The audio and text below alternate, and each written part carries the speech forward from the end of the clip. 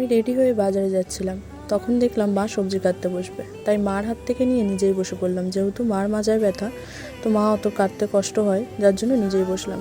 আর এখানে দেখো আমার শাক কাটা হয়ে গেছে, আর উচ্ছে কুমড়ো দিয়ে মা ভাজা করবে, তো সেটাও কাটা হয়ে গেছে। আর একেবারে যখন বসেছিলাম তাই আটাটা মেখে দিয়ে রুটি করা শুরু করে দিলাম। যেহেতু মা বসে নিচু হয়ে কিছু করতে পারে না, প্রচণ্ড কষ্ট হয়, তাই উনি দাঁড়িয়েই করে, কিন্তু তারপরও পায়ে প্রচণ্ড অবাস হয়ে যায়, যার জন্য বেশিক্ষণ দাঁড়ানোও ওনার বারণ, কিন্তু তাও করে।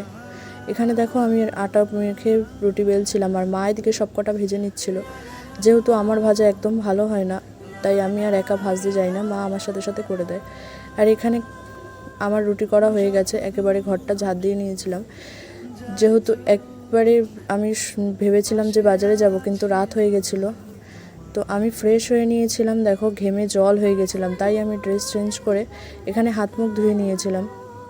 আর পাখাটা যা টিকিট টিকিট টিকিট টিকিট করে চলছিল, গায়েই লাগছিল না। তো তারপরে আমি একটু ঠান্ডা জল খেয়ে শান্তি নিলাম।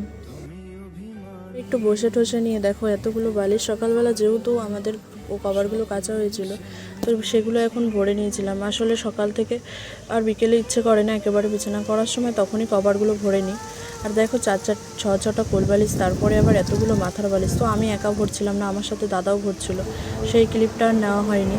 তো তারপরে এখানে দেখো ওর যেহেতু কালকে আঁকা পরীক্ষা, আমি সমস্তটা গুছিয়ে দিয়েছিলাম, তারপরে একটু আমি বসেছিলাম।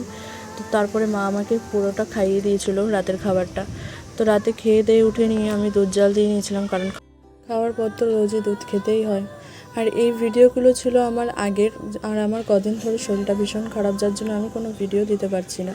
সত্যি কথা বলতে হয়তো আমার ভিডিওর অত চাহিদা নেই, কিন্তু আমার এই কাজটা ভীষণভাবে যাই হোক, টাটা।